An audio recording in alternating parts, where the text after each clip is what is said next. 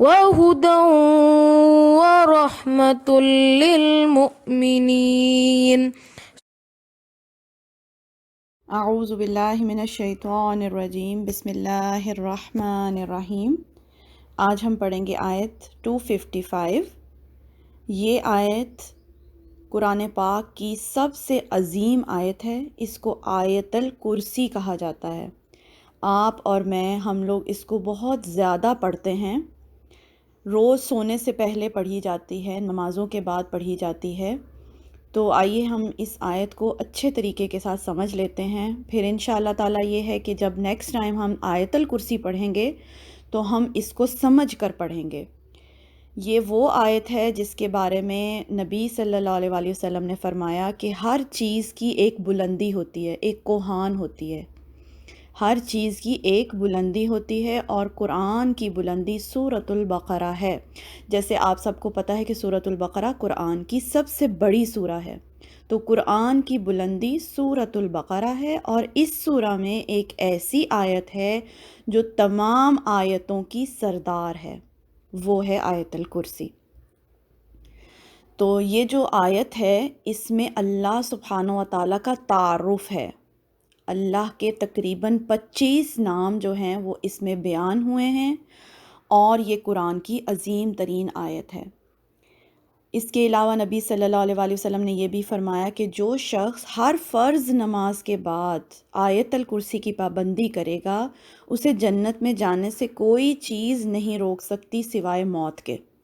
تو ہر فرض نماز کے بعد آیت الکرسی کی پابندی کرنے والا جنت میں جائے گا۔ اس کے علاوہ یہ بھی ہے کہ حدیث ہے کہ نبی صلی اللہ علیہ وآلہ وسلم نے فرمایا کہ جس گھر میں آیت الکرسی پڑھی جاتی ہے اس گھر سے شیطان نکل جاتا ہے، یعنی شیاطین، جنات، نظر بد اور اس طرح کی تمام چیزوں کو دور کرتی ہے آیت الکرسی۔ تو آئیے اس میں اللہ سبحانہ و تعالیٰ کا تعارف پڑھتے ہیں۔ اللہ لا الہ الا هو الحی القیوم۔ اللہ، وہ اللہ جس کے سوا کوئی الہ نہیں ہے، اللہ کے سوا اور کوئی معبود نہیں ہے اور کوئی عبادت کے لائق نہیں ہے۔ وہ ہستی کیا ہے؟ الحی القیوم، زندہ ہے اور قائم ہے۔ یہ جو الحی القیوم ہے یہ اللہ کے نام ہیں، اور یہ اللہ کا اسم اعظم ہے۔ اس کے بارے میں کہا جاتا ہے کہ جو اسم اعظم کے ذریعے سے اللہ سے دعا کرتا ہے، اللہ کو پکارتا ہے، تو اللہ تعالیٰ اس کی دعا رد نہیں کرتے۔ تو یہ اللہ کا اسم اعظم ہے، الحی القیوم، ہمیشہ سے زندہ ہے، ہمیشہ زندہ رہے گا۔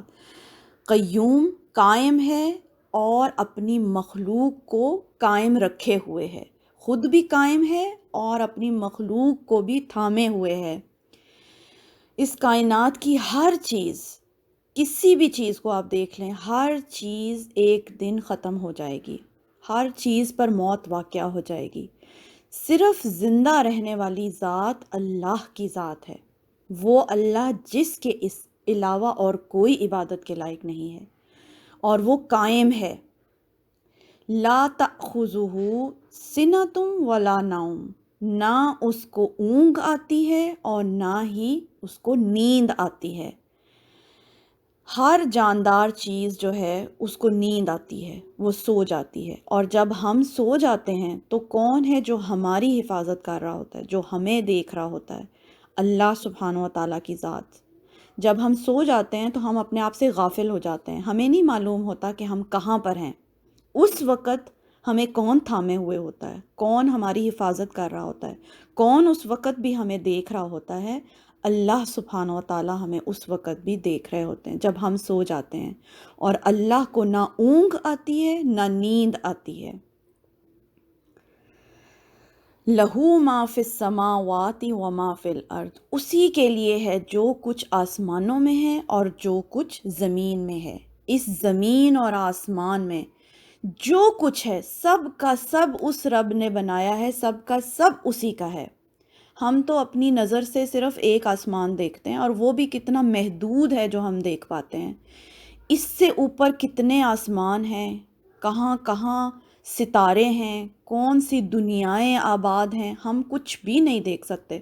ہماری تو نظر اتنی محدود ہے کہ ہم تو اپنے پیچھے بھی نہیں دیکھ پاتے، اتنی محدود ہماری نظر ہے۔ تو اللہ وہ ہے جس کے لیے ہے سب کچھ، پوری کائنات، اور اس میں پائی جانے والی ہر چیز کا مالک رب ہے۔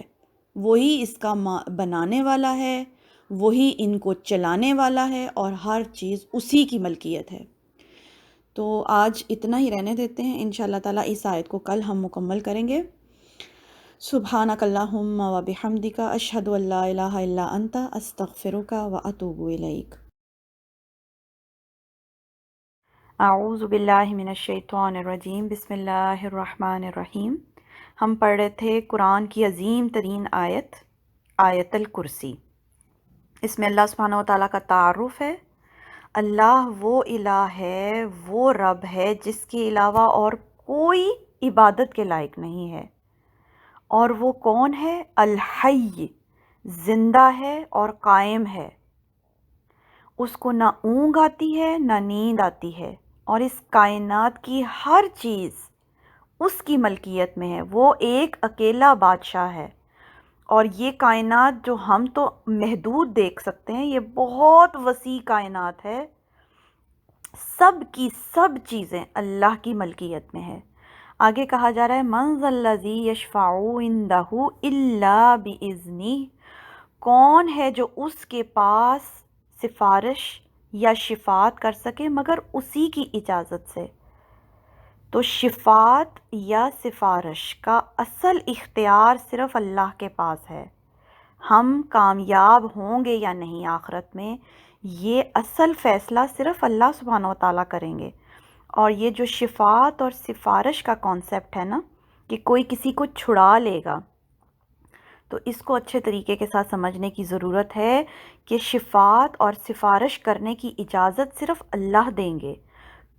کون سفارش کرے گا اور کس کے لیے سفارش کی جائے گی، یہ صرف اللہ تعالیٰ اجازت دیں گے۔ اور ہم سمجھتے ہیں نا کہ ہم نبی صلی اللہ علیہ وآلہ وسلم کی امت ہیں، اور نبی صلی اللہ علیہ وسلم ہماری شفاعت کر دیں گے، تو آیا کہ نبی صلی اللہ علیہ وسلم کی شفاعت پوری امت کے لیے قبول ہو جائے گی؟ اس کا فیصلہ اللہ کریں گے۔ آگے کہا جا رہا ہے وَلَا يَعْلَمُ مَا بَيْنَ أَيْدِيهِمْ وَمَا خَلْفَهُمْ، اور وہ اکیلا جانتا ہے کہ جو ہمارے آگے ہے اور ہمارے پیچھے ہے۔ ہمارے ماضی میں کیا کیا کچھ ہوا، ہمارے مستقبل میں کیا کیا کچھ ہوگا، یہ صرف اور صرف اس کا علم اللہ سبحانہ و تعالیٰ کے پاس ہے۔ اس کو اگر پچھلی شفاعت والی بات کے ساتھ کنیکٹ کریں نا، تو کوئی بھی انسان، کوئی نبی بھی ایون ہمارے ماضی اور مستقبل سے واقف نہیں ہے۔ نبیوں کو بھی غیب کا علم نہیں دیا گیا۔ ہمارے ماضی میں کیا کیا کچھ ہو چکا اور ہم آج کیا کیا کریں گے، اور ہم آنے والے مستقبل میں کیا کیا کچھ کریں گے، اس کا علم کسی کے پاس بھی نہیں ہے، صرف اللہ کے پاس ہے۔ اور اسی لیے ہماری آخرت میں کامیابی کا فیصلہ بھی صرف اللہ ہی کر سکتے ہیں، اللہ ہی کو اختیار ہونا چاہیے۔ کیونکہ دیکھیں ہم نے اپنے ماضی میں کیا کیا کیا، ایون کہ ہم خود بھی نہیں جانتے۔ ماضی کو تو چھوڑیں، ہم آج جتنا ہمارا ٹائم گزر چکا، آج بھی اگر ہم سوچیں کیا کیا کچھ ہم نے سوچا، کیا کیا کچھ ہم نے بولا، کیا کیا کچھ ہم نے کیا، ہم تو اس کو بھی یاد رکھے ہوئے نہیں ہیں۔ تو کون ہے جو ہمارے ہر لمحے سے باخبر ہے؟ صرف اللہ سبحانہ و تعالیٰ کی ذات۔ اس میں آپ کو ایک مثال دوں گی۔ یہ سچا واقعہ ہے کہ ایک شخص تھا کٹر ہندو، ساری زندگی اس نے اپنے مذہب کو جو ہے اس پر جما رہا، ہندو تھا۔ اور یہ سچا واقعہ بتایا جاتا ہے کہ وہ امریکہ میں تھا ہندو، اور اس کے گھر کے ساتھ ایک مسجد تھی۔ 80 سال زندگی کے وہ اپنے مذہب پر رہا، ہندو رہا، اور مسجد سے گزرتا رہا۔ 80 ایئرز کی ایج میں اچانک وہ مسجد کے اندر چلا گیا، کیونکہ اس کے گھر کے پاس تھی تو وہ مسجد میں چلا گیا۔ اب وہ مسجد میں گیا، اس نے وہاں لوگوں کو نماز پڑھتے دیکھا، اس کو اللہ تعالیٰ نے ہدایت دے دی، وہ مسلمان ہو گیا۔ اسی دن وہ مسلمان ہوا، اور وہ وہاں سے نکلا، اپنے گھر گیا، اس رات اس کی ڈیتھ ہو گئی۔ اب زندگی کے 80 ایئرز سب لوگوں کو یہ پتہ ہے کہ یہ ایک ہندو تھا، کٹر ہندو تھا۔ مسجد میں اس وقت کتنے لوگ ہوں گے جن کو یہ معلوم تھا کہ یہ مسلمان ہو گیا؟ صرف چند ایک لوگوں کو معلوم تھا کہ یہ اسلام اس نے قبول کیا۔ اب وہ گھر گیا، وہ مر گیا، اسلام پر اس کی موت ہوئی، اور آپ کو پتہ ہے جب کوئی انسان مسلمان ہوتا ہے اس کی زندگی کے پچھلے سارے گناہ معاف ہو جاتے ہیں۔ تو وہ تو سارے گناہ معاف کروا کے اس دنیا سے چلا گیا اللہ سے۔ لوگوں کو تو نہیں معلوم اس چیز کا، کس کو معلوم ہے؟ صرف اللہ سبحانہ و تعالیٰ باخبر ہے اس چیز سے۔ تو کوئی نبی بھی اپنی امت کے ہر بندے کے لیے شفاعت نہیں کر سکے گا۔ تو شفاعت اور سفارش کی اجازت صرف اللہ کے حکم سے ہوگی، کیونکہ اللہ ہمارے آگے پیچھے ماضی حال مستقبل صرف اللہ تعالیٰ اس سے باخبر ہیں۔ تو انشاءاللہ تعالیٰ ٹائم مکمل ہو گیا، تو انشاءاللہ اس کو جو ہے ہم کل کو آیت الکرسی کو مکمل کریں گے اچھے طریقے کے ساتھ۔ اس کو سمجھنا بہت ضروری ہے کیونکہ یہ بہت امپورٹنٹ آیت ہے۔ آج کے لیے اتنا رہنے دیتے ہیں۔ سبحانک اللہم و بحمدک، اشہد ان لا الہ الا انت، استغفرک و اتوب الیک۔ اعوذ باللہ من الشیطان الرجیم، بسم اللہ الرحمن الرحیم۔ آیت الکرسی۔ اللہ لا الہ الا هو الحی القیوم لا تأخذہ سنۃ ولا نوم له ما في السماوات وما في الأرض من ذا الذي يشفع عنده إلا بإذنه يعلم ما بين أيديهم وما خلفهم ولا يحيطون بشيء من علمه إلا بما شاء ولا اور نہیں یحیطون کوئی احاطہ کر سکتا بشیء کسی بھی چیز کا من علمہ اس کے علم میں سے، الا بما شاء سوائے اس کے جو وہ چاہے۔ انسان کا علم اللہ کے علم کے مقابلے میں کچھ بھی نہیں ہے۔ اللہ کا علم ایک سمندر کی مانند ہے اور انسان کا علم اس کے مقابلے میں ایک قطرے کی طرح ہے۔ کوئی اس کے علم کا احاطہ نہیں کر سکتا مگر جتنا وہ چاہے۔ جتنا اللہ چاہے اتنا ہی کسی کو کسی چیز کا علم ہو سکتا ہے۔ کوئی بھی آج تک اس چیز کا دعویٰ نہیں کر سکا کہ اس کے پاس کسی بھی چیز کا مکمل علم ہے۔ مکمل علم انسان کو دیا ہی نہیں گیا۔ اگر ہم اپنے جسم کو دیکھیں تو جو سب سے چھوٹی چیز ہے ہمارے جسم کی، جسے سیل کہا جاتا ہے، اس کے بارے میں بھی انسان ابھی مکمل طور پہ علم حاصل نہیں کر سکا۔ کتابوں کی کتابیں لکھی جا چکی ہیں مگر ابھی مکمل علم اس کے بارے میں بھی انسان کے پاس نہیں ہے۔ تو اللہ کا علم لامحدود ہے اور ہماری سوچ وہاں تک پہنچ ہی نہیں سکتی کہ اس کا علم کتنا وسیع ہے۔ کوئی دنیا کا بندہ احاطہ نہیں کر سکتا، کسی چیز کے بارے میں مکمل علم نہیں ہے کسی کے پاس، اور اللہ اتنا ہی علم کسی کو دیتا ہے جتنا وہ چاہتا ہے۔ ہمیں کسی بھی چیز کا علم کتنا ملے گا؟ جتنا ہمارا رب چاہے گا۔ وسع کرسیہ السماوات والارض، وہ اللہ، وہ بادشاہ، وہ مالک، خالق، مدبر، رب، اس کی کرسی آسمانوں اور زمین پر محیط ہے، چھائی ہوئی ہے۔ تو اللہ کی کرسی کیا ہے؟ اس کے بارے میں بہت سارے مفسرین نے بہت ساری تفسیریں لکھنے کی کوشش کی، لیکن حقیقت یہ ہے کہ ہمارا علم اتنا محدود ہے کہ ہم سوچ ہی نہیں سکتے کہ اس کی کرسی کتنی وسیع ہے۔ ایک طبرانی کی روایت ہے جس سے پتہ چلتا ہے کہ اللہ کی کرسی اس کے قدم رکھنے کی جگہ ہے۔ اللہ کا عرش ہے جہاں اللہ مستوی ہے۔